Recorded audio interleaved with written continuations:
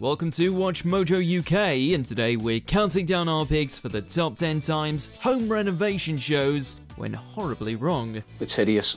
I think it's even too much for Rachel if she was to tell the truth. Before we begin, we publish new content every day, so be sure to subscribe to our channel and ring the bell to get notified about our latest videos. That's right, for this list we're going to be looking at the biggest disasters and unhappiest homeowners from some classic home makeover series. Would you let any of these designers loose in your home? Let us know in those comments below. Number 10, not necessarily a nice surprise, 60-minute makeover. 60-minute makeover, as its name might suggest, can be a bit hit or miss when it comes to interior design. With more emphasis on getting finished rather than complying with the homeowner's taste, the big reveals don't always go as planned. Now, what do you make of all of this? I'm gonna kill you. We were hoping for a more positive response. When this woman came home to a skip field with her own furniture and a new bright red living room, you got the sense she'd have preferred things left the way they were. Apparently, Sam loved bright colours and that 50s diner look. Wow. That's not the same. But was this really what she would have chosen for herself?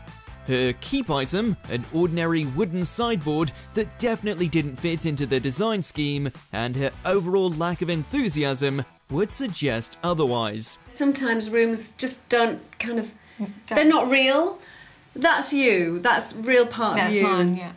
Number 9. I really don't like the squirrel. Your home in their hands. BBC makeover series, Your Home in Their Hands, gives amateur designers a chance to show off their skills. But are they being set up to fail? It looks a lot bigger than it was. A lot bigger. See, I think it looks smaller. No, I don't at all. The designers are enthusiastic and new to the game, with lots of big, ambitious ideas. The homeowners tend to be a couple with widely different tastes who can't decide on a decorating style. So what happens when they still can't agree? This episode was a case in point. She loves her new bedroom, but he's not a fan and doesn't quite hide his feelings. I really don't like the squirrel. I'm not a big fan of the pearls. I don't like the drawers. Maybe he didn't hate everything, but really, who would like that squirrel? Number 8. What have we done? Your Home in Their Hands. When it comes to dodgy home makeovers, Your Home in Their Hands is definitely one of the worst offenders. Described in The Guardian newspaper as one of the cruelest shows on TV, it set the bar low in episode 1, with this colour explosion of a master bedroom. I don't like the tapestries, I don't like the red ceiling.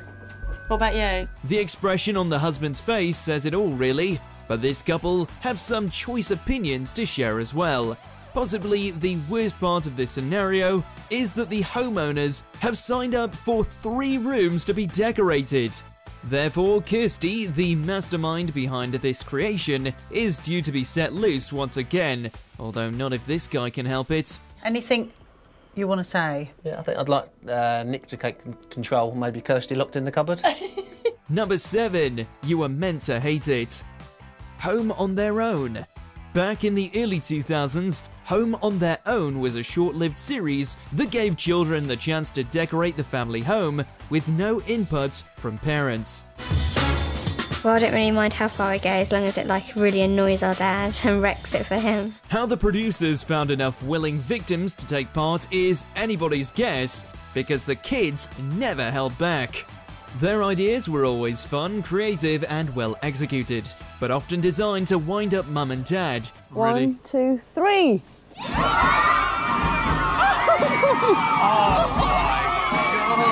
In this episode, however, the Carmen siblings' master plan backfired. Their dad supposedly hated anything showy that would draw too much attention, but the giant Hollywood-style sign that was meant to horrify him only made him laugh. That is fantastic. I keep saying, oh, it's fantastic. That is fantastic. It's amazing. It really is. Number 6. The Cartoon Room. Your Home in Their Hands. Tears of joy are a common sight on makeover shows. Tears of disappointment, not so much. No. I like it. No, I hate it. Yet, Your Home in Their Hands strikes again with an unusual take on a teenage bedroom that failed to meet the brief. There were divided opinions on the parents' room, but here the family can agree that the designer got it wrong. Would any teenager choose this monstrosity for themselves? It's definitely different. The exaggerated cartoon style creates an interesting effect, but it doesn't appear to have been created with a 16-year-old in mind. Okay, so not thumbs up on this one, sadly. In fact, who would want to sleep in it? Number 5, the greenhouse in the hallway. Your Home in Their Hands. How would you interpret a brief that asked for the feeling of a warm hug as you entered the hallway? Oh dear.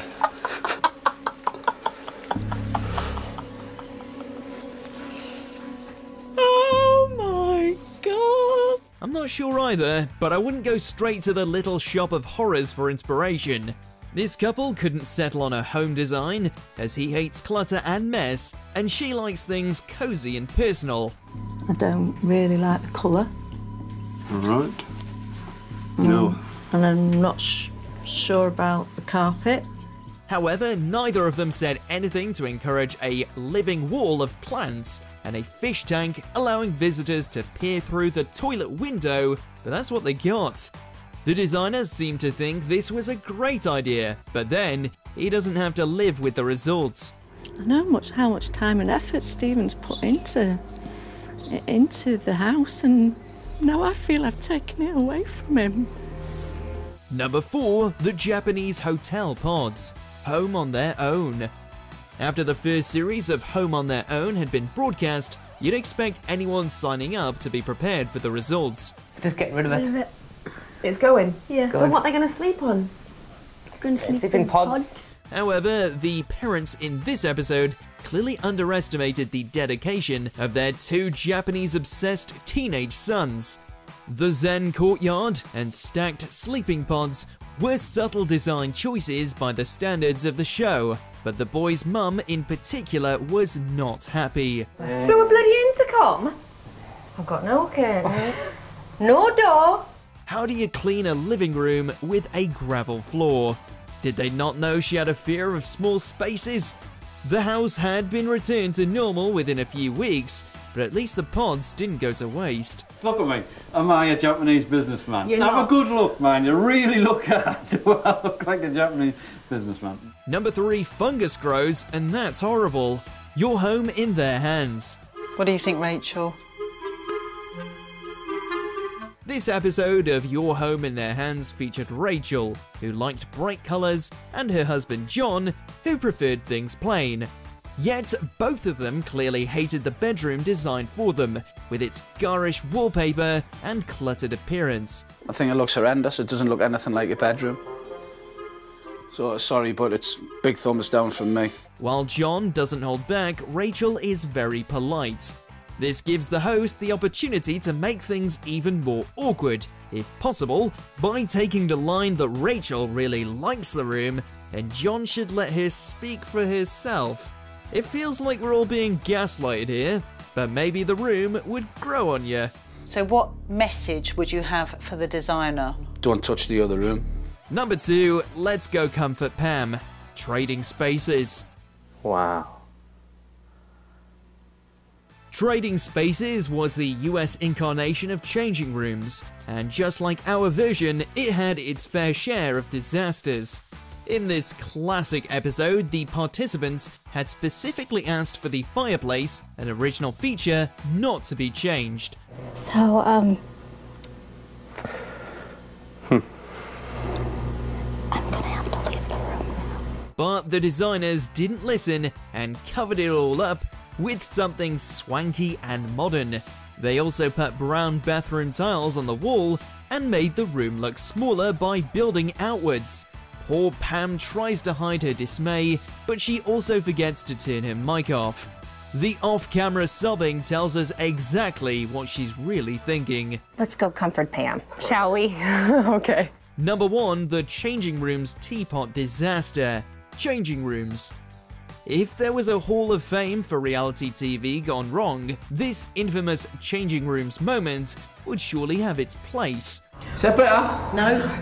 Is it heavy? Yes. Good. The homeowner had built up a collection of antique teapots over the years, with roughly £6,000. Her neighbours asked for a corner cabinet to show the teapots off, but host Linda Barker wanted something fancier, a hanging display unit. The added weight of all those books proved too much for the freestanding shelves. Oh my god. Oh my god. It all ended in disaster when the added weight of books, a last-minute addition, sent the whole thing crashing to the floor. Linda may have apologised, but she's still not been forgiven. The owner, now 75, recently admitted, "I still don't feel very good about her. She's still very bouncy, and I don't think she deserves the bounce." And I'm really sorry I've put you through this. I am so sorry. And I will take the ramp. Do you agree with our picks? Check out this other recent clip from WatchMojo UK and be sure to subscribe and ring the bell to be notified about our latest videos.